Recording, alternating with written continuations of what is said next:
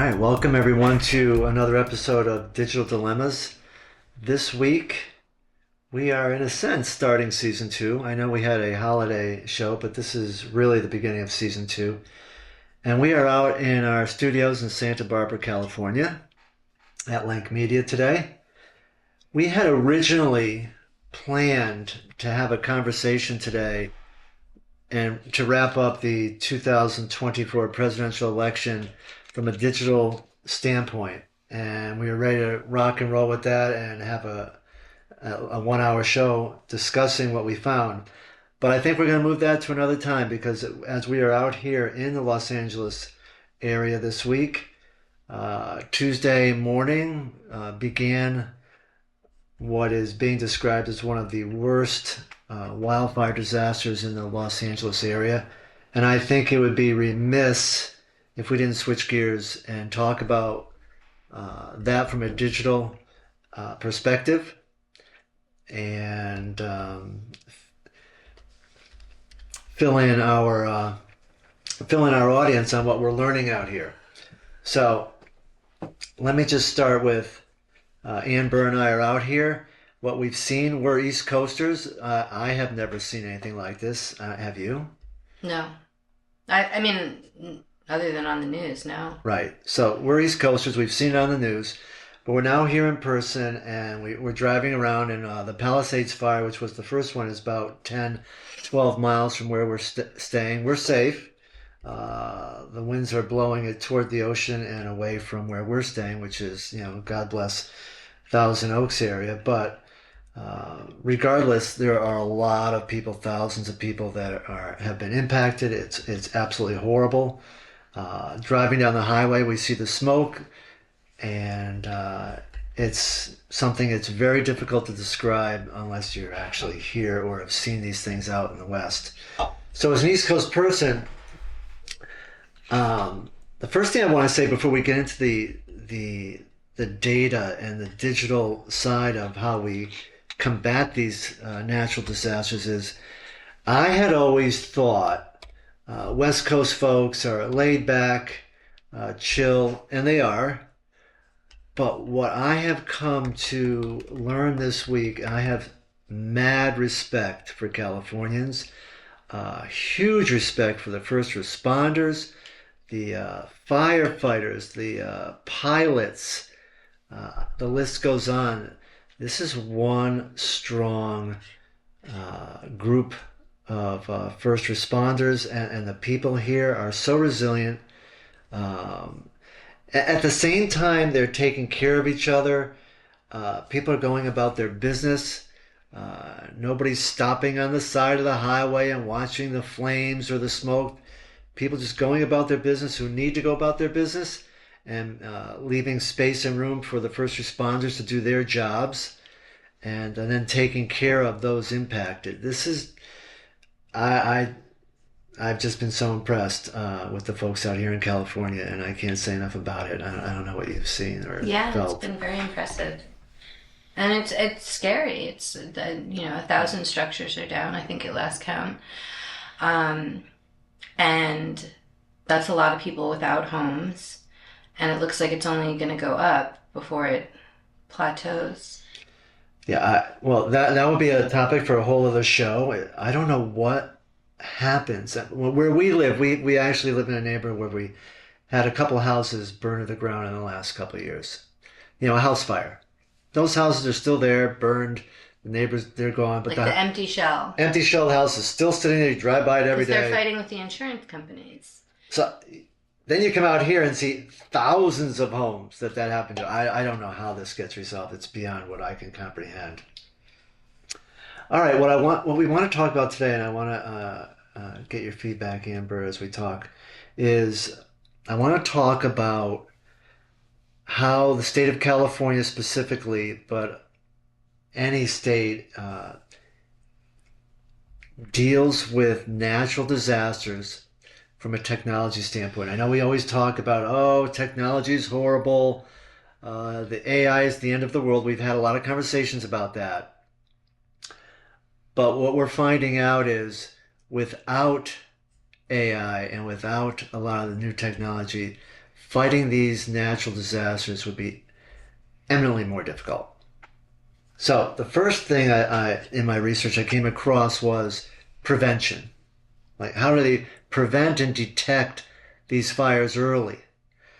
So let me just walk through some of the technologies that are in play right now. So the state of California has AI-powered camera systems all over the place. These are things called Alert California. It's a network of 1,000 cameras strategically placed in fire-prone areas across the state, which provide real-time visual monitoring of the landscape. And if a plume of smoke is detected, the AI tools alert officials. They have what they call Cal Fire's Wildlife AI Detector. Same thing. They use satellite and aerial imagery, satellite monitoring, which looks at a broad area. And then AI is able to interpret the visuals and the data to determine, is it something we need to worry about?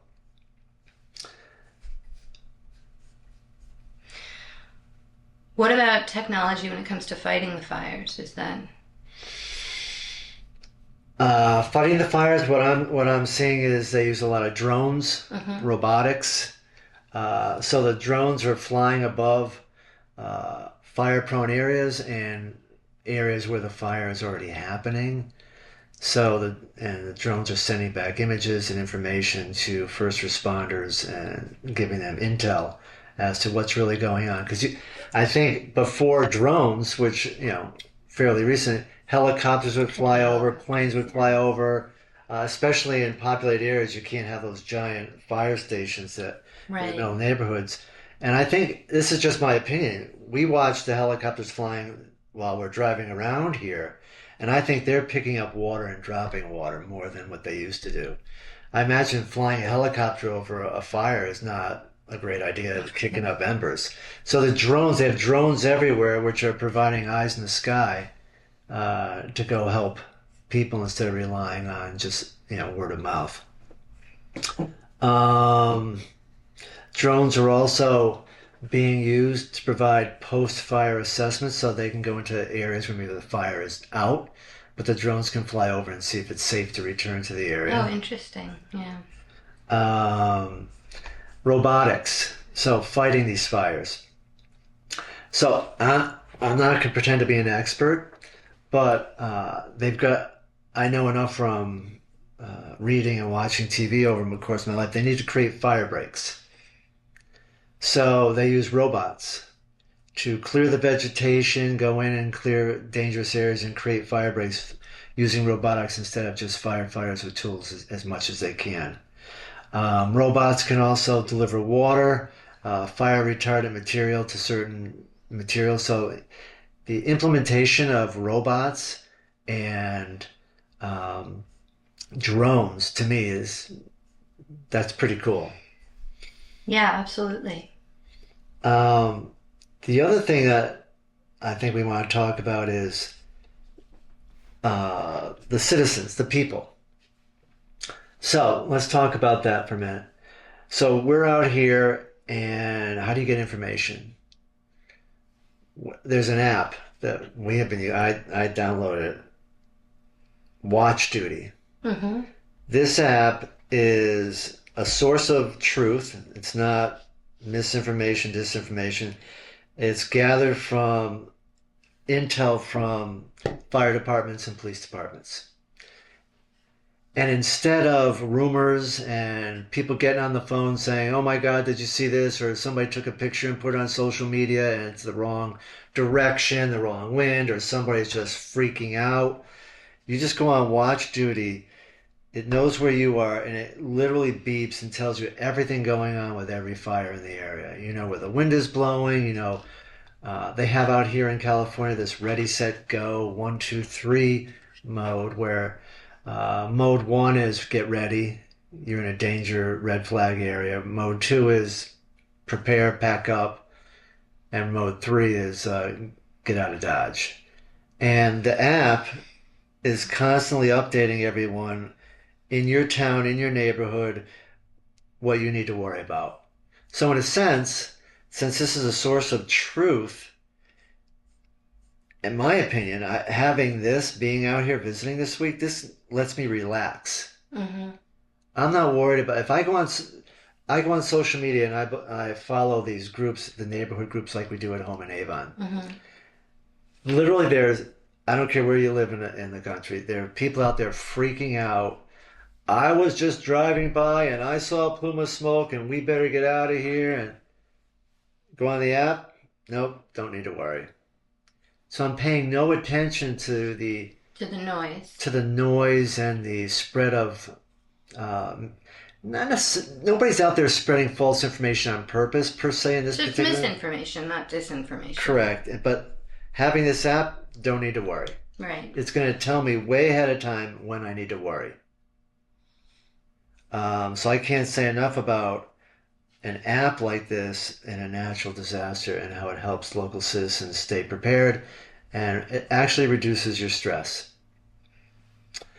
Now, the one thing I am seeing, I don't know if you've been on social media this week, is misinformation, disinformation, and already the blame game Mm-hmm.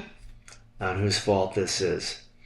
So we've talked a lot over the last year on this podcast regarding misinformation, disinformation. Well, it's already out there. We have false causes of these wildfires. They might be blaming the government, they might be blaming the governor, they might be blaming the mayor, they might be blaming the police or fire chief, and that's already begun.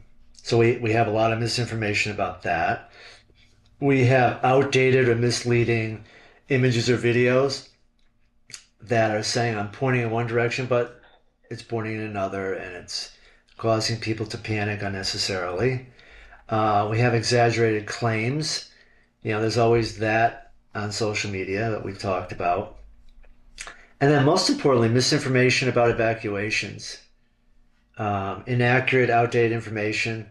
That's why apps that are sources of truth are so important. How do you, I was going to ask this when you were talking earlier, but how do you, as a consumer of, data, digital media, how do you establish if an app or a source or an outlet is reliable? Well, that's a good question, but I think the way I did with this watch duty, this is what I do. So I'm out here in California, never been around a wildfire in my life. And my first thought when this starts is, where am I going to get information that is real? Mm-hmm. I asked Google, I asked AI, and then it told me, and they both matched up.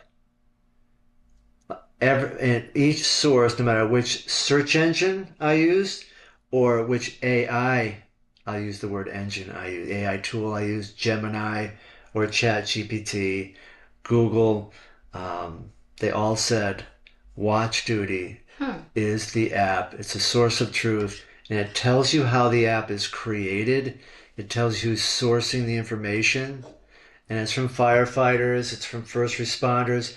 They're monitoring conversations between the planes, the helicopters, the police radio traffic, and all the information comes together. Right. And the people who own Watch Duty publish it. So what I do is just look for three. I go out and search, and when they all match up and line up, and they tell me how the app is built, I figure it's pretty good. So that's how I did it. Mm-hmm. What else is going on out there? Oh, what I can see, and I know Nick, our producer, lives out here, but what I can see coming next is the blame game. Well, people are already mad. They're mad at the mayor of Palisades, who was, I don't want to say caught, but at an unfortunate time, she was out of the country. There have been allegations about the lack of water in the fire hydrants, and I know that a lot of the mayor's political rivals have been speaking out. The people who ran against her and lost for mayor have been speaking out about what they would have done differently or what they sort of feel like should be done differently. And people are mad. People are going to be mad. Well, I know we are leaving to go back to the East Coast on Saturday, but this could go on for quite some time. This could go on for another week or two. And that's kind of frightening, and the blame game is going to get worse. So let's talk about this. I think there's a few areas to talk about with this. First off, I want to play I am going to play this role. Driving around and you see people who are at risk, their neighborhood is next and they can't do much about it. Or if you're a first responder, nobody cares if you're a Republican or a Democrat. Nobody cares if you're a liberal or conservative. No, they're a person who needs help. And I think it's really clear when you're in the middle of this that it's really sad if anybody's thinking about stuff politics. Like that doesn't matter right now. Yeah, it doesn't matter at all. Right. Nobody cares. You just want to help people out.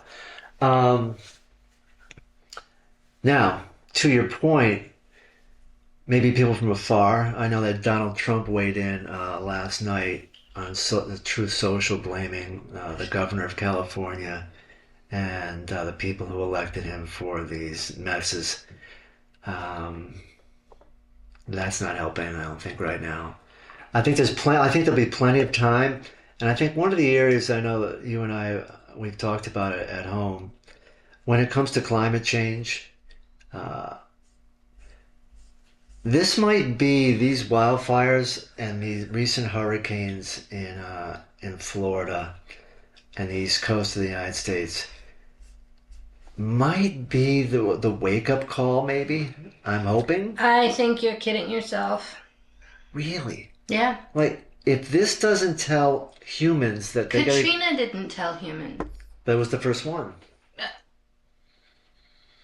I'm just saying, I don't know. I think that's an optimistic take.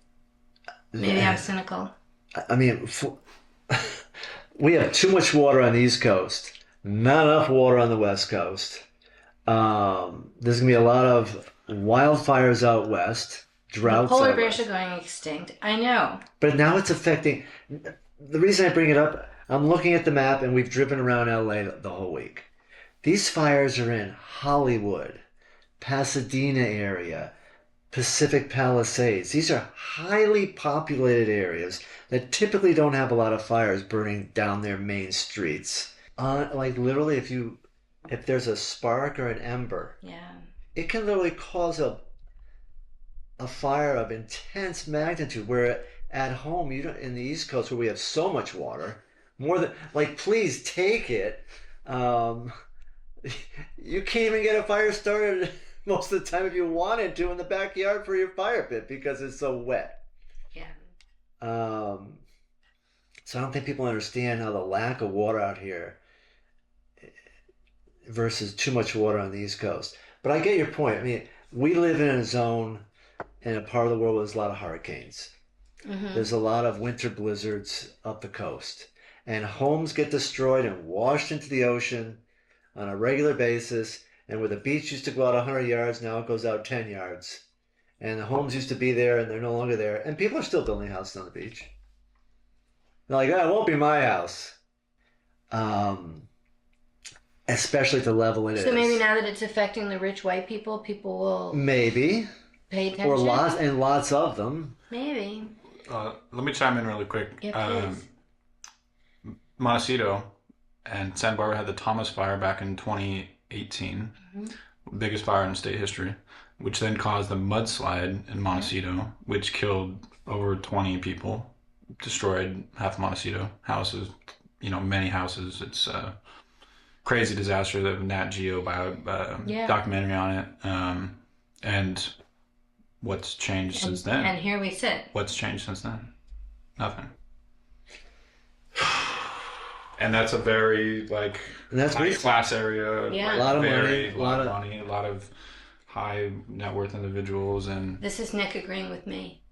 This is good. I think it's. Believe me, every day this week I'm learning. Yeah. I'm teasing. So Nick, you live out. I jest. No, Nick, you live out here, and I want you to chime in. Yeah. So, those houses that were destroyed either by fire or mudslides, what happens? Do they get rebuilt and just go back to normal? So there's a lot of problems with it. So in Montecito, there's different like creeks that were like 40 feet wide, and they became 400 feet wide.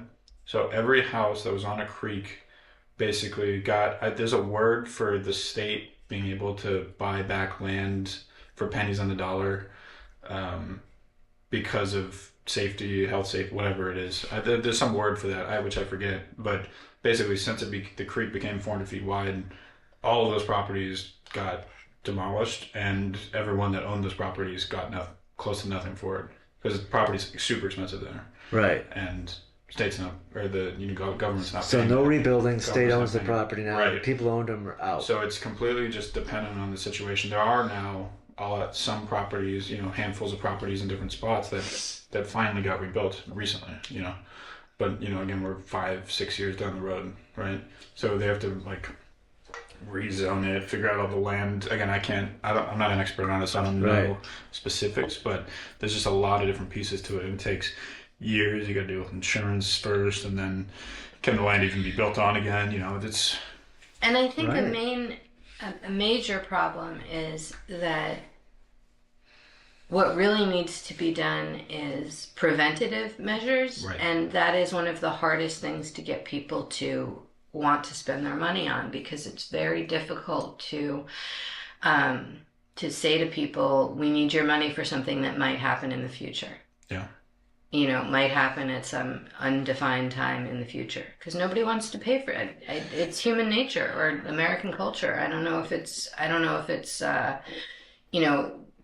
an American thing or a worldwide thing, but it's very difficult to get people to want to take preventative measures, and that's what needs to be done. And at this point, there's a clear pattern of when, it's happening consistently. So, I mean, it's something that might happen, but something that will happen, essentially. Right. At this point, 10, 20 years ago. In California. In California, but I think that, like, people in the Palisades Village would have said, not here. Oh, yeah. Yeah, exactly. Exactly right. Yeah, so trying to get those people to pay for something that might happen to somebody else's neighborhood. Exactly. So you like, as much as it's going to happen, you don't ever think it's going to happen to you. That's right. Yeah, I remember when we first got here, and we were talking earlier in the week, people in our area said, "Oh, we never get fires here. They're over there. We see them, but they don't come here." But I think the reason I brought it up was when I just look on the coverage in the Hollywood Hills area, Pasadena area, and Pacific Palisades is so highly populated. It's densely, but it's like a New Yorkish type of feel to it. And so many homes and businesses and humans are impacted. How can this not? I know you guys are more than likely right. But geez. Yeah. It does get back to, I know one of our earlier themes on this show last year was how human beings have to do a lot of improving as technology grows. But the climate change is parallel with technology. There's a lot going on in the world. It's an interesting time to be alive. And it's really putting the onus on humans to when to use an app, should I spend money to prevent disasters, do I need to understand AI better, do I need to understand how to use technology better, or should I just check out? Yeah, well, I think it's easiest to check out. Don't we know a lot of people that want to check out? Yeah. I mean, not that I've checked out, but since the election, I've taken a break, until now, really. And I said after the election, I'm going to take a break for the next 6 weeks and not really engage with anything until the new year. And you said something similar and then started to engage 3 days later. I would just like to point out he couldn't take it. Yes, but in my defense, I've been very mellow and haven't done a ton of work I'm just saying. on the technology. So I didn't do the podcast. We took a break from the podcast. No, I understand. You don't have to took a break to debating no people. one's interested in your defense. Yes, they are. No, they're not. No, I do want to. I do want to get back to the results when we do our next show of the election and do a digital analysis. There were some really interesting findings that I want to share with the audience that we found out about the election. So I think we're going to do that next time. And it's not. Although it's starting to creep into media news, so that it might not be shocking to our audience, but the results of the election were not what and why Trump won are not what we originally thought. Right. And I think that's interesting to share. And being out here in California this week and being part of witnessing this disaster, I just can't share enough. We need to get away from red, blue, conservative, liberal, and approach things differently because nobody cares who you voted for when you're in a disaster. And I think if we do anything this year on the show is to really educate people. Well, it may be interesting to have some guests that from a different, perspective and sort of show that not everybody who voted for Trump is the enemy. I think that's huge. Yeah. And that's what we've learned. We've learned a lot that is, and we need to get out of our own silo. Yeah, exactly. Yeah, I think it'd be very valuable. All right, so that wraps up our re-entry episode. Yeah, we're out here in California. I want to thank Nick and Lenk Media for using their studios today. On-site coverage by accident of the California wildfires, and while we say goodbye, we for this week, we wish everyone well and stay safe out there. Stay safe, and thank you to all the first responders who are doing an amazing job. All right, Digital Dilemma fans, that wraps up another episode. Thanks for tuning in and navigating our tech world with us. Please rate us and leave a review. And if you enjoyed it, tune in next time. We'd also love it if you would send us any questions or suggest guests via email. Thanks so much for listening, and we will see you next week. Digital Dilemmas is a Lenk Media original podcast.